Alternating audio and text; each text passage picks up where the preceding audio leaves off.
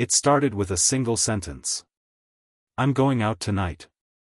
I might not be back until tomorrow." She said it casually, as she spread butter over her toast, as if she were informing me about a late meeting or a quick trip to the grocery store. I froze, my coffee mug hovering midway to my lips, and turned my gaze toward her. "What?" My voice was calm. Too calm. She took a small bite of her toast and scrolled through her phone, a faint smirk curling her lips, arrogant, indifferent. I said, "I'm going out tonight." This time, she looked directly at me, her expression bold, unchallenged. "I don't know when I'll be back. Maybe tomorrow." That maybe was what did it. That smug, careless afterthought, tossed in like I was supposed to be fine with this.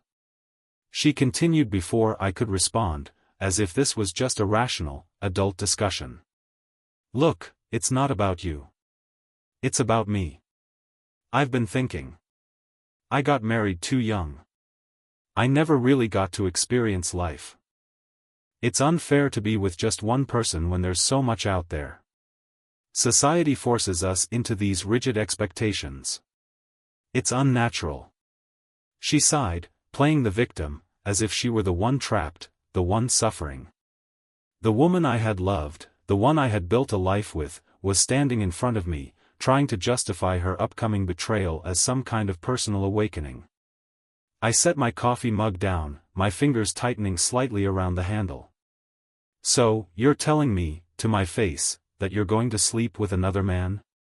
She flinched, just for a fraction of a second, before quickly composing herself, replacing hesitation with an annoyed expression, like I was the one being dramatic.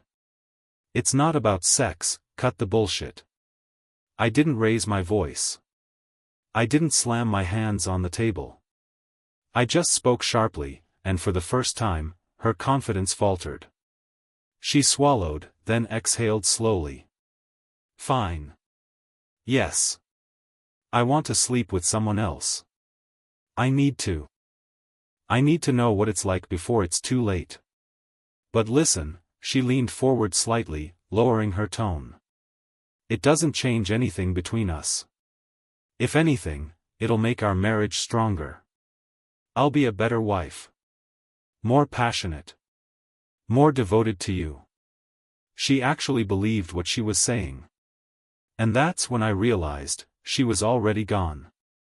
She thought she had me figured out. She expected me to argue. Maybe yell. Maybe break down. She thought I would fight for her. But she had no idea what was coming. I took a slow, steady breath, letting the silence stretch.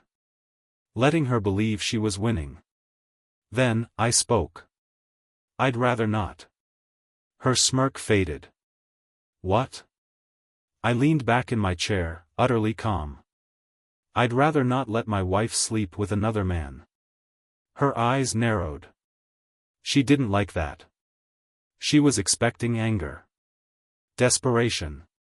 Jealousy.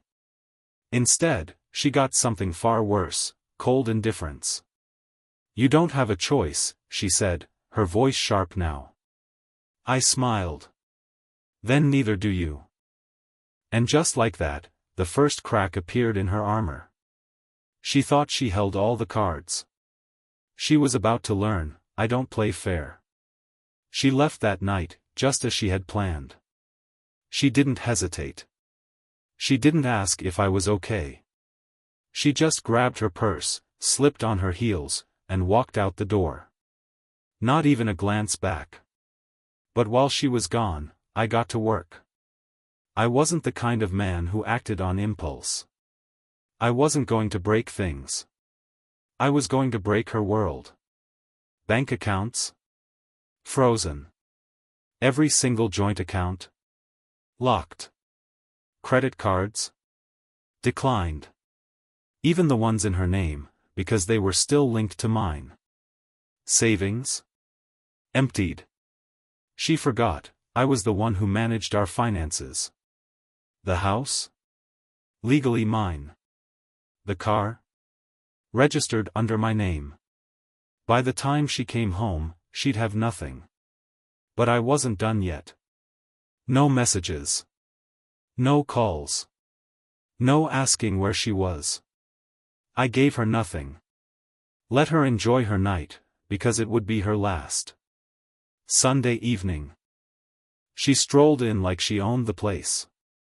She looked rough, messy hair, smudged lipstick, dark circles under her eyes.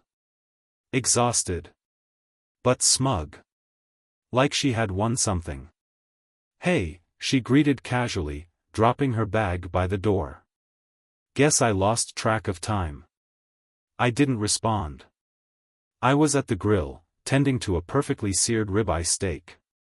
The scent of garlic and rosemary filled the air, rich and mouth-watering. She walked closer, eyes drifting toward the food. "Would you mind making one for me?" she asked, smiling slightly. I turned my head, let her see the coldness in my eyes. And then, with deliberate precision, I spoke the words that would haunt her forever. "I'd rather not." She blinked.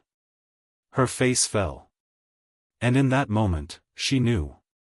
She wasn't in control anymore. I was. And I was just getting started. Her smirk was gone now. Her confidence shaken. She stood there, staring at me, trying to piece together why something felt off. "You're still mad?" she finally muttered, sighing, like she was exasperated with me. "I get it. You're upset. But can we talk about this like adults?" I flipped the steak, ignoring her. The grill hissed. The scent of caramelized meat filled the air. She crossed her arms. "Come on. Are you really going to act like a child over this?" I finally looked at her. "What do you want me to say?" I asked, calm. "I don't know. Anything. Yell at me, argue, be mad, just don't act like this. It's creepy." I sliced into the steak, testing its doneness. Perfect. Then, I picked up my plate, my glass of wine, and walked inside. I didn't say another word. I didn't have to. She was already spiraling. Later that night, I heard her moving through the kitchen. The fridge. The cabinets. Then, "Why are my credit cards not working?" The panic in her voice was delicious. I took another sip of wine, flipping through a book as I sat in the lounge. A moment later, she stormed in. Angry. Confused. Desperate. "Did you cancel my cards?" I didn't look up. "You don't have cards." She blinked. "What are you talking about?" Her voice cut off. I could see her mind working. The gears grinding as realization set in. "My savings, where's my money?" I turned the page. Gone. She stared at me. Silent. Processing. "You froze my accounts?" "I'd rather not pay for your little adventures." Her breath hitched. Now she was scared. "You can't do that." She snapped, her voice rising. "That's illegal, no, it's not." I finally set the book down and leaned back in my chair, watching her with amusement. She was unraveling. "You forgot, didn't you?" Her mouth opened. Closed. "Before we got married, we signed a prenup." She went pale. "You wanted to prove you weren't after my money. Remember?" Silence. Then, a sharp intake of breath. "That contract made it very clear that in the event of infidelity, you get nothing." I smiled. Slow. Calculated. Cruel. And then, I delivered the final blow. "And guess what, sweetheart?" I leaned forward, my voice dripping with mock sympathy. "You just admitted to sleeping with another man." Her body stiffened. This isn't happening." She whispered it. A plea. "Oh, it's happening." Her hands shook. I could see it now, the fear creeping in. I need to call someone. I shrugged. Your phone plan? Cancelled. It was under my name too. Her breathing quickened. My car, also mine. Check the title. She staggered back, like I had physically struck her. You can't just take everything from me. She screamed. I raised an eyebrow. Funny. That's exactly what you tried to do to me. Her chest heaved. She looked around the room, searching for an escape. There wasn't one. Not anymore. A long silence stretched between us. Then, finally, she collapsed onto her knees. I made a mistake. Her voice shook. I was stupid. I thought I needed something different. But I see now, God, I see it now. Please. Please don't do this. I stood, walking toward her. She looked up at me. Eyes wet with tears. I love you, she choked out. Please, just give me a chance to make this right. I crouched down, tilting my head slightly. And then I said the words she would never forget. I'd rather not. She packed her bags that night. She had no choice. No money. No home. No life. I stood in the doorway, watching as she hesitated outside, lost, broken, destroyed. Where will I go? She whispered. I shrugged. Not my problem. Her eyes filled with tears. She opened her mouth, then closed it. And then, without another word, she turned and walked into the night. And me? I closed the door. For good. The divorce was filed. Her reputation? Shattered. Her friends? Abandoned her. And me? I thrived. Dinners. Dates. Laughter. Happiness. She became nothing more than a ghost of my past. A lesson learned. Because in the end, some betrayals are unforgivable, and some people simply don't deserve forgiveness. The house was silent after she left. No more footsteps down the hall. No more forced conversations over dinner. No more fake laughter. Just peace. And I relished it. That first night, I sat on the couch, a glass of whiskey in my hand, staring at the door where she had walked out. No anger. No regret. No sadness. Just satisfaction. I won. She thought she had all the power, all the control. But she never realized, she had been playing chess with the wrong man. The messages started 2 days later. Isabel, I know you're mad, but please, let's talk. Isabel, I'm sorry. I messed up. I see that now. Isabel, just one conversation. Please. I read them. Smirked. Ignored them. 3 days later, she showed up at the house. I watched from the window as she stood on the porch, shifting her weight from foot to foot. She looked lost. She knocked. I didn't answer. She knocked again, louder. I took another sip of whiskey and turned up the music. After a few minutes, I heard the frustrated sob she let out before walking away. Good. Let her feel it. Let her drown in the consequences of her own actions. By the end of the first week, the messages changed. Isabel, you're really going to do this to me? Isabel, I was wrong, okay? But you can't just throw me away like this. Isabel, you're cruel. Heartless. I should have left you years ago. I laughed at that one. Nothing? I was thriving. While she was out there struggling, drowning in regret, I was building something better. By the second week, the messages slowed. By the third, they stopped. She was starting to realize. There was no coming back from this. Word spread fast. She had no job. No home. No one wanted anything to do with her. The same friends she thought had her back? Gone. The guy she thought would welcome her with open arms? He used her. Then tossed her aside. She was sinking.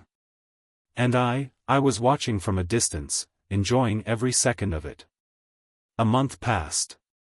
Then, one night, she called. I saw her name flash on my phone and almost didn't answer. But curiosity got the better of me. Hello? Silence.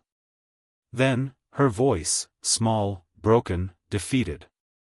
I have nothing, she whispered. No one. No money. No place to go. I don't know what to do. I leaned back in my chair, smiling. And what does that have to do with me? A choked sob. Please. I know I hurt you. I know I was selfish. But I'm lost. You chose this, I cut in, my voice calm. Final. I gave you everything. You threw it away. That was your decision.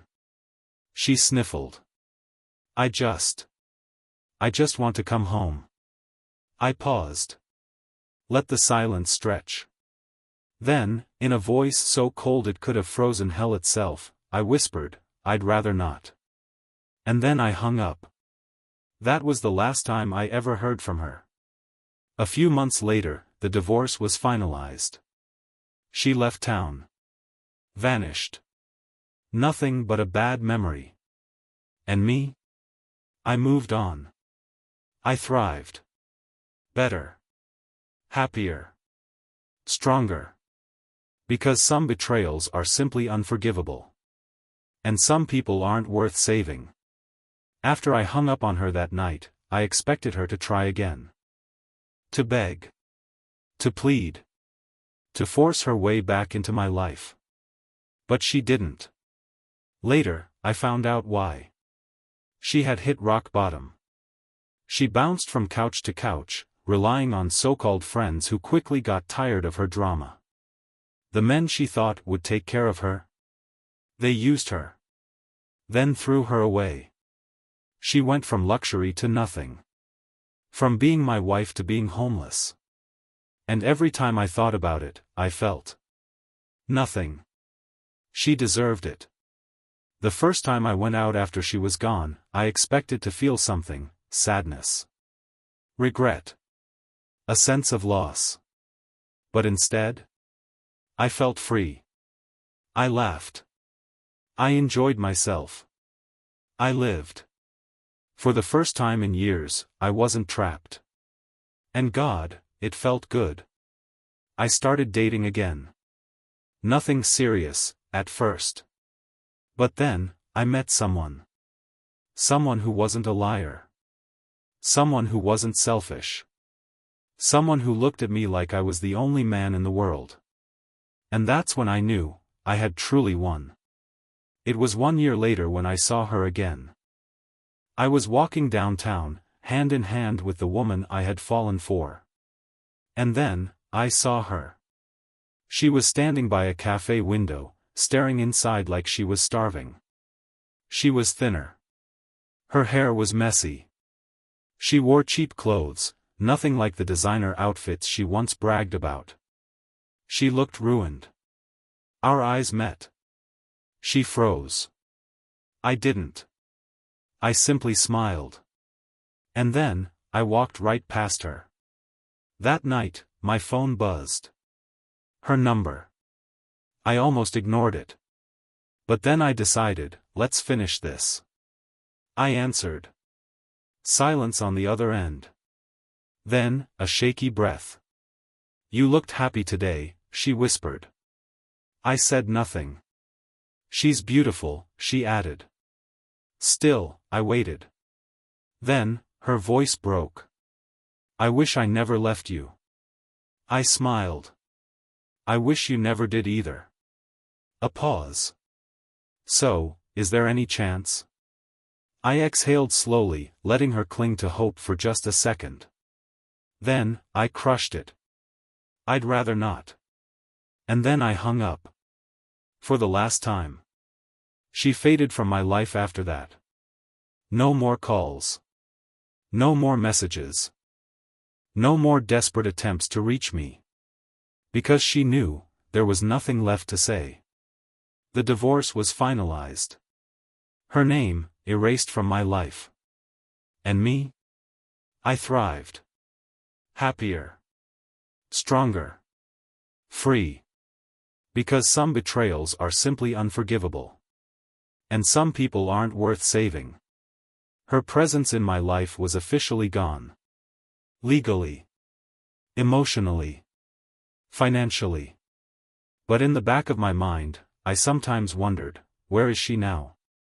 Not out of regret. Not out of longing. But because there was something satisfying about watching someone destroy themselves. And she had done that, beautifully. I heard whispers through mutual acquaintances. She had no stable job. She was moving from place to place. She had tried dating, but it never lasted. Why? Because she was damaged goods now. She had lost everything. And no one wanted to pick up the pieces. I, on the other hand, had rebuilt. My career? Better than ever. My personal life? Even better. The woman who had once been my wife? A fading memory. Because I had found someone else. A woman who didn't betray. A woman who didn't lie. A woman who knew my worth. And for the first time in years, I wasn't just surviving. I was truly living. One night, months later, a friend brought up my ex in conversation. You won't believe what happened to her. I raised an eyebrow. Tell me. He leaned forward, smirking. She's working at a diner. You know, one of those rundown places outside of town. She's a waitress now. I blinked. Then, I laughed. Her.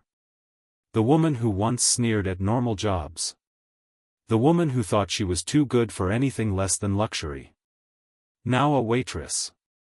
Oh, the irony. I had to see it for myself. The next evening, I drove to the diner. I walked in, taking a seat near the back. And then I saw her. Hair tied back. A faded, ill-fitting uniform. She was cleaning tables. She hadn't noticed me yet. I watched, fascinated, as she moved with exhaustion. She looked older. Weary. Then finally, she turned. Our eyes met. And her face went completely pale. She swallowed, visibly shaking, and then she walked toward me.